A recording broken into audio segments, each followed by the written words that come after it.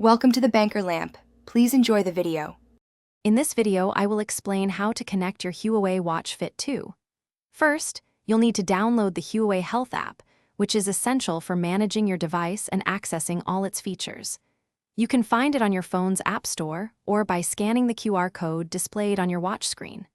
Make sure your watch has sufficient battery, ideally over 50%, and is turned on, ready for the next steps. Next, ensure your phone's Bluetooth is enabled. This allows your phone to discover the watch.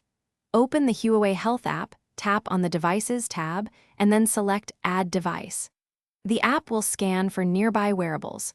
Once your Huawei Watch Fit 2 appears, tap on it to initiate the pairing process, which typically takes only a few seconds.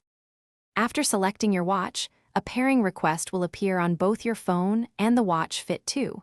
Confirm this request on both devices. You'll then be prompted to grant various permissions, such as access to notifications and location data. It's crucial to allow these for full functionality. Also, ensure the Huawei Health app is permitted to run in the background for seamless, uninterrupted data syncing. If you encounter any connection issues, a simple restart of both your phone and the Huawei Watch Fit 2 can often resolve them.